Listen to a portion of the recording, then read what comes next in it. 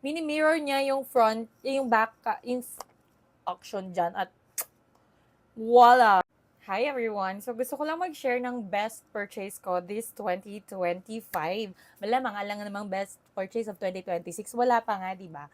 Hala, pero sa bagay, advance na naman gumasto. Sige, nasimulan na natin by mga stands. Kasi sobrang dami kong stand talaga. And ito yung one of the best purchase ko. Kasi ididikit mo na lang siya, hindi ka na maiipit.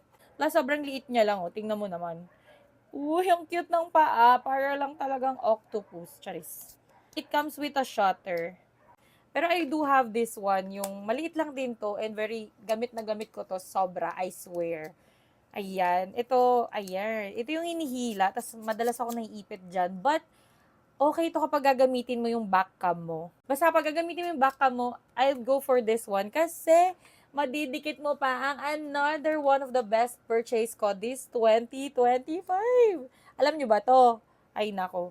Saglit lang. Hindi ko na pala ito mapapakita kasi nga nag-start na ako mag-vlog. Hindi ko siya kinonek kasi nga. Kausapin ko kayo. Ano pa ba? Ayan. Eee! Mini mirror niya yung front, yung back, yung mini mirror niya yung phone mo. So, pwedeng-pwede ka nang mag-video gamit yung back cam mo without any worries kasi talagang makikita mo na kung nasa gitna ka ba, tama ba yung angles mo, mga ganun, alam mo na. Sobrang in love ako dito. Nagamit ko to yesterday and may small clip ako ng functions niya. And baka isingit ko na lang yan dito. Or mamaya, videohan ko kapag may time pa tayo at hindi pa tayo aalis, di ba? And of course, ang ating mic. Ginagamit ko siya ngayon, kaya isa lang siya. Plus, ang maganda pa dito kasi hindi mo na need tanggalin para lang marinig. Kasi meron ako noon eh, yung simula ko, saglit. Nung nagsisimula ako, I have this. O, di ba? It's still, matagal na to sa akin. Like, gamit na gamit ko din to. Ang problema lang dito, nasira yung noise cancellation niya.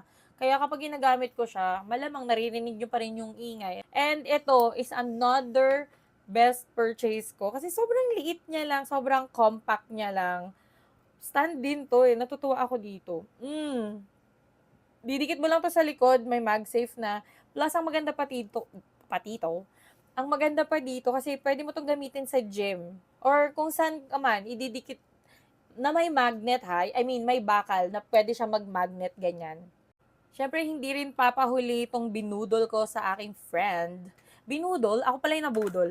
Nabudol ako ng friend ko because sobrang ganda nito. Tingnan mo naman. Ito, ano siya, stand din. I told you, usapang stand sis. Parang ako na yata, ala OA naman. So ito, ano siya, from Offbeat. Pwede mo siyang lagyan ng 3 to 4 cards.